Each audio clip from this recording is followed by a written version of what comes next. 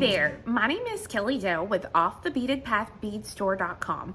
Thanks so much for joining me today because we are going to learn how to make a new component using Gemduo beads and Ginko beads. These are fun 2-hole beads that have a great finish on the ones I'm going to show you today. They have an ionic finish. Ionic to me just means a crackle finish when you actually see it. That's what it's going to look like a surface that's been cracked. So that was kind of the inspiration for this piece. So I think you guys are really going to enjoy it. So let's look to see what you're going to need for today's project. So this is the individual component that I'm going to be showing you how to make, and you can turn it into a really fun ring or a pair of earrings. So it's a really neat piece to make. Here's another version. The Gemduos that I used here on this one have that really cool ionic finish. You can see how it looks cracked. And the Ginko beads here, again, have that cracked appearance. The one I'm going to demo today, this is the turquoise and brown ionic finish. You can see where it looks like it's cracked, and I just really love that effect of these beads. So, if you are going to make the ring itself, you will need 2 Ginko beads. Now, if you've never used a Ginko beads have 2 holes. So they have a hole up this way, and they have a hole up this way. So you're going to need 2 of those. You are going to need 6 Gemduo beads. They currently have 2 sizes on the market. This is the 8x5, which is the regular original Gemduo bead. Okay, so it has 2 holes. It has a hole here, and it has a hole here. So you are going to need 6 of those. You are going to need 1 4mm bicone, as well as 1 gram of size 15 seed bead and about 3 grams of a size 11 seed bead. You are also going to need, if you're going to make earrings, you will need double the amount of your 2-hole beads. You'll need 1 more 4mm bicone, and then you're going to need, if you're just making earrings, about the same amount of seed beads. It does not matter which brand of seed beads that you use today, because we will talk about things that you need to change. I'm also going to use a size 12 beading needle. You can use whatever thread you would like. I'm going to use the 8-pound in the Eslon Fire.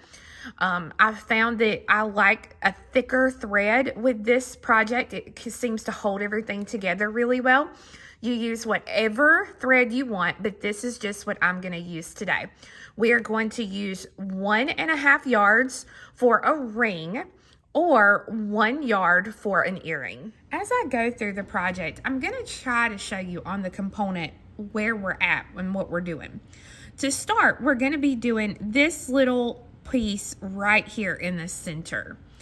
And so it's helpful if I can go ahead and lay out exactly how I want it to look on the finished beadwork.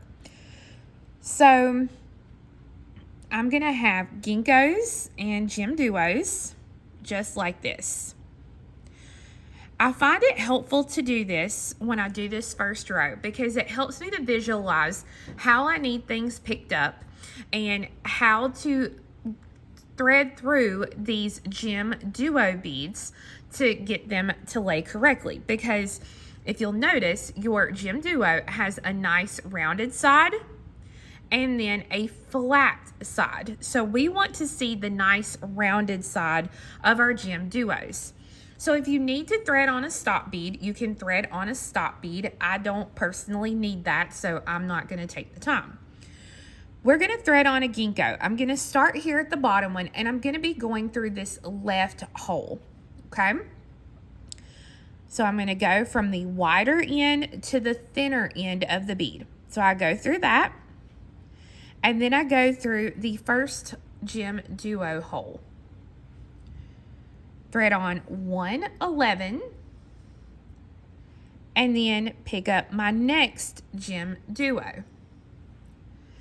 And then I'm going to pick up the left hole here of this Ginko. Now this top Ginko will be from the thinner side of the bead to the wider side of the bead.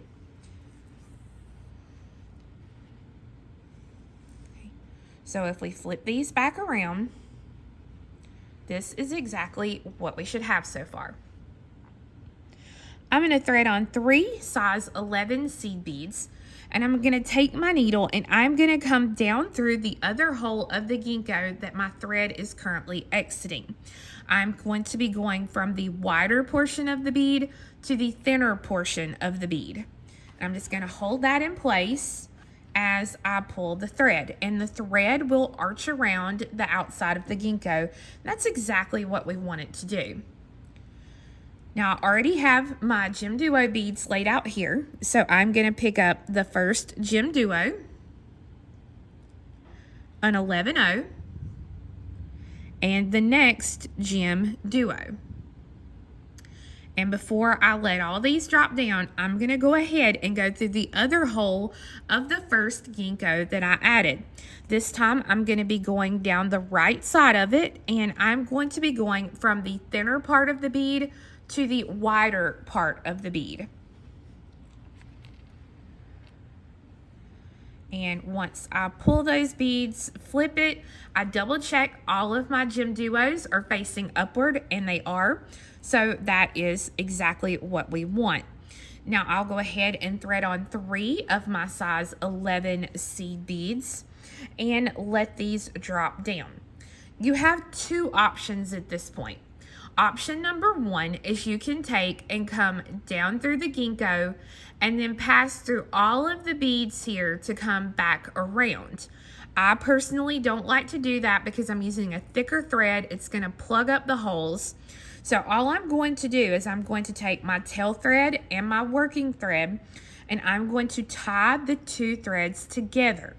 Now when I tie those 2 threads together, just like that, I'm going to be careful that I do not get a bead caught up into the knot. And I'm going to go ahead and put another knot in here. And pull that tightly.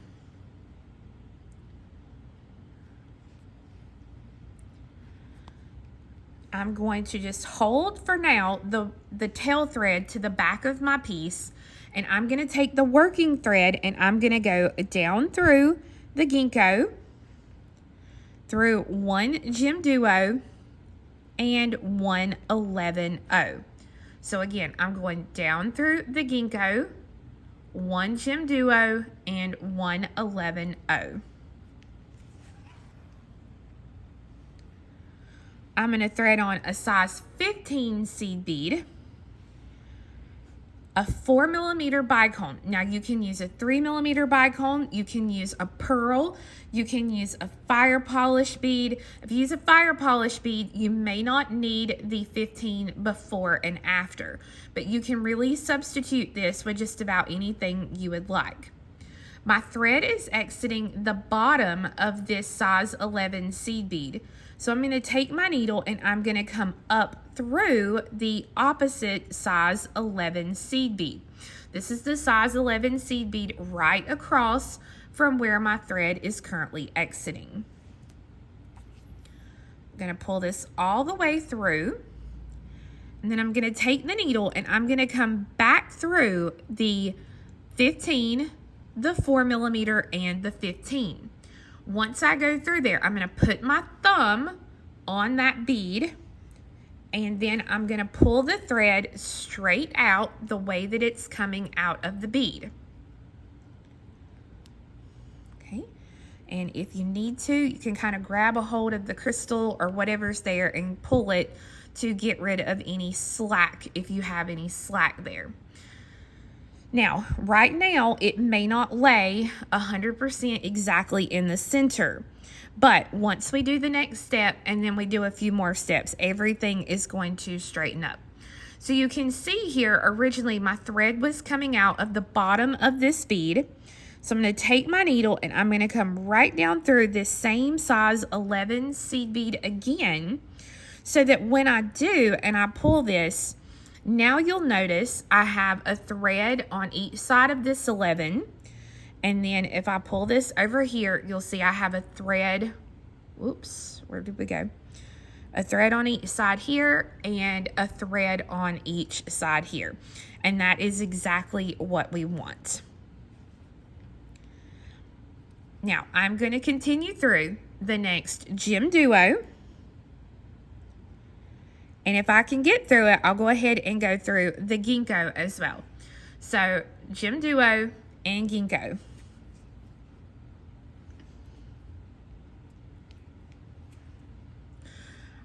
I will then continue through the 3 size 11 seed beads right here at the Ginko. Now, pretty much it does not matter at this point which brand of bead that we're using here. These counts are going to be the same. So we're going to thread on 4 size 11 seed beads. And you're going to take the needle and go through the open hole of the closest Gemduo. And it's going to arch around just like this. I'm going to pick up a 15, a Gemduo, and a 15.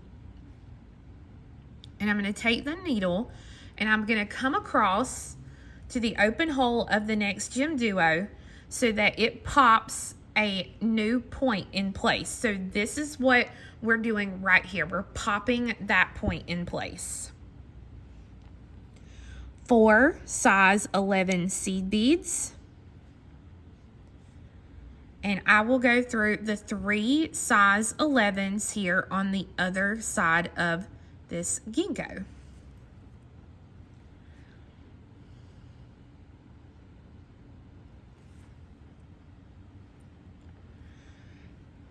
Four size 11 seed beads, and I will go through the open hole of the Ginko. Now, I'm going to take just a minute to stop, and I'm going to go ahead and thread a needle onto this tail thread, and I'm going to take this needle down through the Ginko, and I'm going to tug it really hard so that it pulls my little knot there down into that Ginko bead. So you can see now I pulled that thread and pulled the knot into the Ginko, and that's exactly what we want.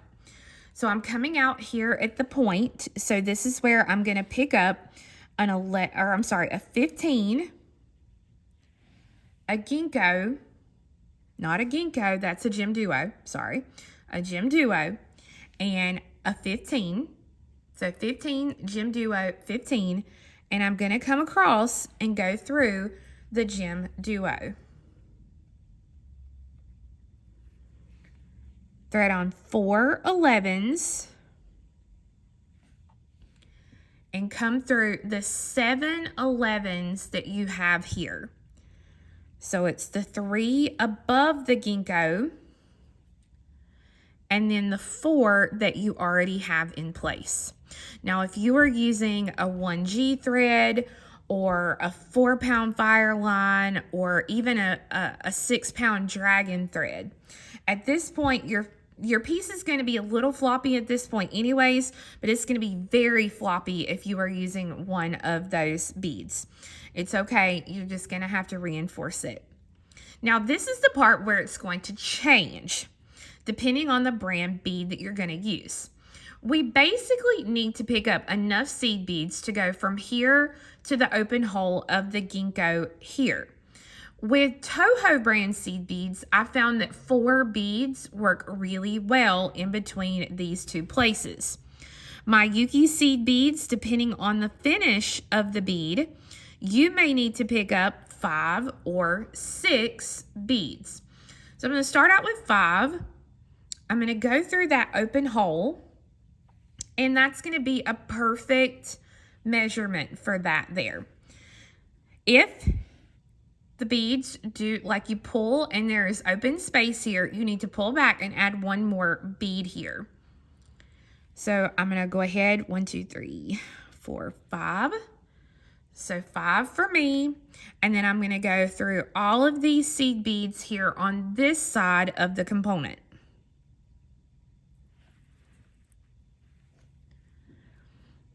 Now, when I pull and as I work, one little tip or trick for you is to keep your beadwork flat like I'm doing here, pressed between my fingers. If I pull the thread really tight, what may happen, which is fine if you're going to make the ring, but it's not if you're going to make the earring. If you do not have enough beads here and you pull this thread really tight, it's going to cup your piece, okay? We don't want that for the earring. For the ring, it's fine. The earring, no. We want it to stay flat. So it's very helpful to kind of just keep it flat between your fingers like I'm doing here. Okay, so I've got 5, and then I'm gonna do that one more time. 1, 2, 3, 4, 5.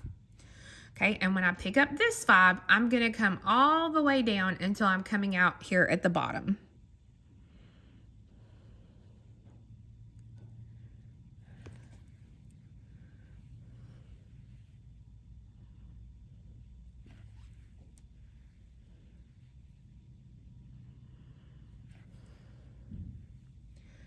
Now, once I'm here, I'm going to thread on 4 size 11 seed beads. And I'm going to take the needle and I'm going to come across, and then I'm going to come through all the seed beads on this side.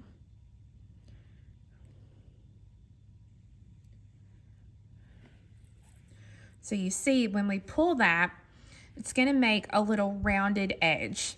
This is what we want because we're going to use 2 of the 11s here.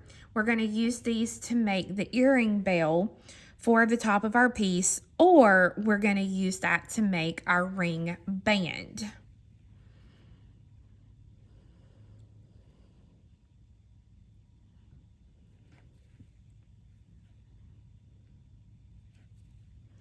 So again, I'm coming out here where the open spot is. I'm going to thread on 4 of my 11s, and then I'm going to come all the way down so that I can come out of these 2 beads down here at the bottom.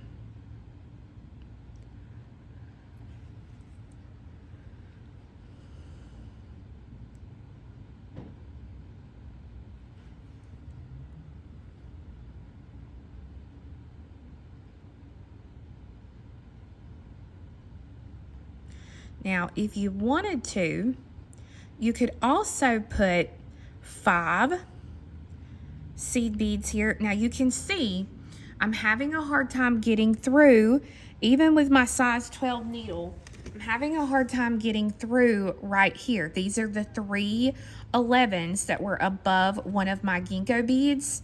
So by this point, they are getting pretty tight. So you just want to pay attention there, especially if you're doing a lot of reinforcement. You want to be careful at that point.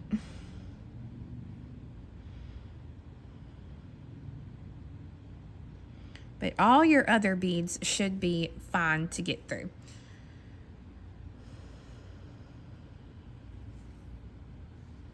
And you see, as I go through them, it really straightens them up. Now, quick thing down here, if you want to, once I get this added up here, you can stitch down to the bottom and pop you 1 bead right here so that it makes you a nice point there on the bottom. Because sometimes, depending on the brand bead you use, sometimes you'll get a nice rounded point, kind of like these are here. And then sometimes these 2 beads want to stick out just a little. And that's just the brand of bead, the finish on your bead. Each one's going to turn out a little different. So if you wanted to, if you come to a point and it's like this, you could come back and you could put 1 little bead in here. Completely up to you. Now for the little earring part, I'm going to thread. Now you do you, okay? You completely do this the way you want to. But I'm putting on a 15, 3, so a 15, an 11, 3 15s, an 11, and a 15. And I'm going to take my needle and I'm going to come back through the top 2 beads once more, so that it makes a loop here. So I can pretty much put this on any kind of earring that I want. I normally try to go through and reinforce this twice after I've added the beads.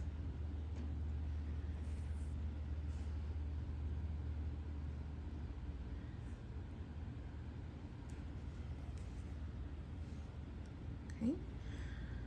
So just like this, I'm going to go ahead and reinforce it one more time.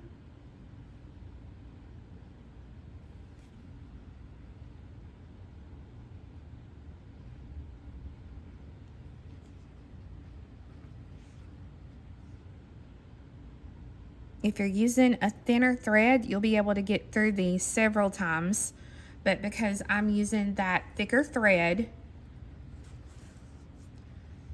can't get through it as many times. Now, once I've gone through my 2 beads here at the point, I'm going to go ahead, put the needle under the thread between 2 of those 11s there. I'm going to leave myself just a little loop of thread, and then I'm going to take the needle through that loop and then pull to make a little half hitch knot. And then I'm going to pass through a few beads here, and I'm going to give that a little tug so that the knot goes down in between those beads to where it's hidden. And then I'm going to put me another little half hitch knot right here. And then pass through just a few beads, and then I'm going to trim that tail. Now, I did not put a point down here because there's no point in this one, all right? So, you do you. If you wanted to put a point, you could put a point, completely up to you. My blue pair here, you can see, did not need a point whatsoever, nor did the pink pair. I could have put one on the pink pair, I guess, if I wanted to. But you can see here what those look like when you get them both done.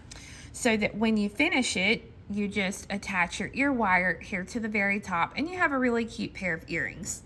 The beadwork completed component itself is going to measure approximately 1.5 inches here. Very close to 1.5 inches of completed beadwork. Now, let's talk about the ring. If you're going to do a ring with what you've got. So here is the component that I showed you a second ago. Already got it finished. And now I'm going to do the ring band itself. So to do the ring band, we are going to start exactly in the same spot with those 2 beads right here on the end. I actually think on this one, yes, for this sample, I used a dragon thread, a size 6 dragon thread to try it out. All right, I'm going to pick up 2, 4, 6 11s. And I'm going to take the needle and come back through those 2 beads again, so that I have a little circle of beads. Now, try not to go through 4 or 5 beads at one time. I want this to keep a shape. So I'm going to only go through 2 beads at a time. Because what I'm going to go ahead and do, I'm going to go ahead and reinforce each loop as I make it. So I don't have to go back and reinforce when I finish. So each time I make a loop, I'm going to go ahead and reinforce it. So now I'm going to step up. So I'm going to go through 2, 4. So I'm going to go through 4 total beads so that it makes a little right angle weave box. Now I'm going to thread on 6 11s.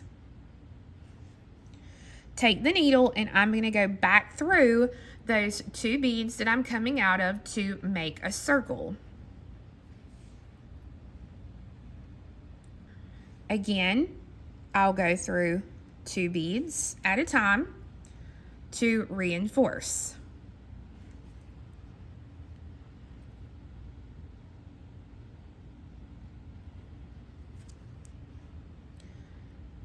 When I finish the complete circle, then I continue through 4 beads.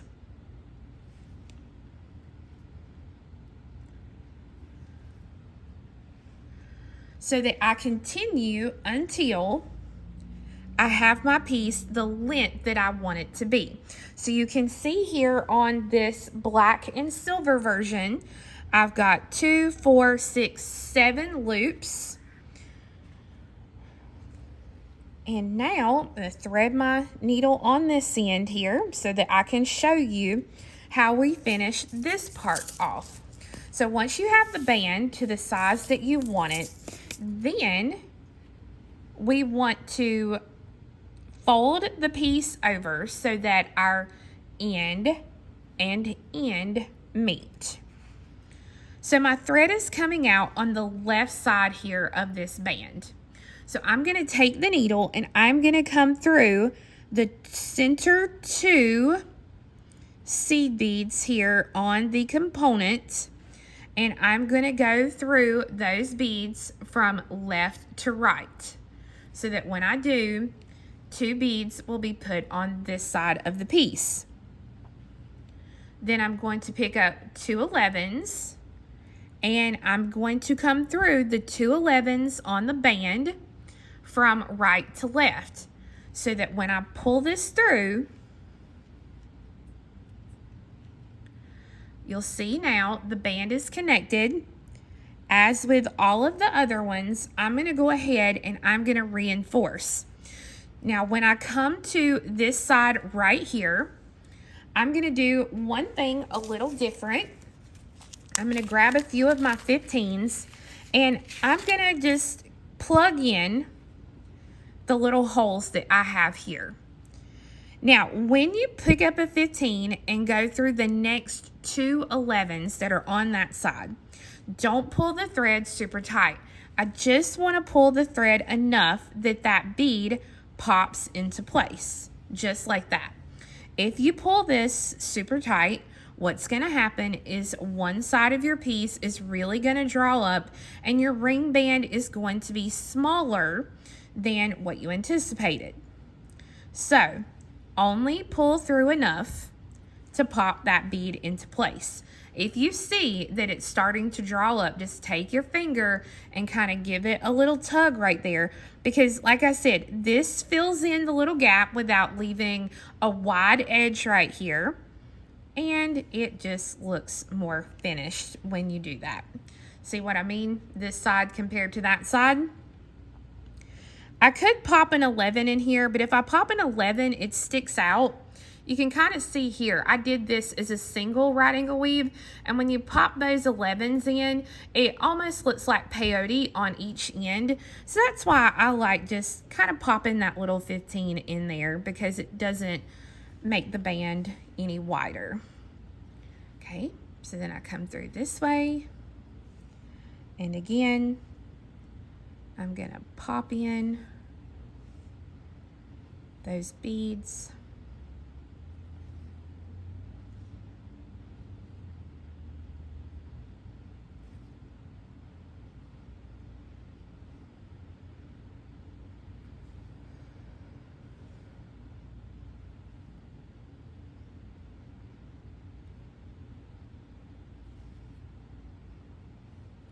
Okay, again, give the band a little tug just to make sure.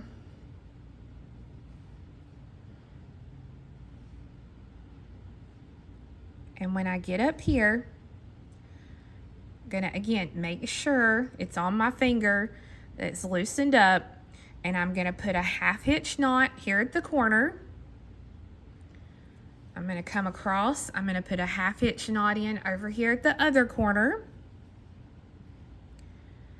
And then I'll stitch through a few beads, put a half hitch here,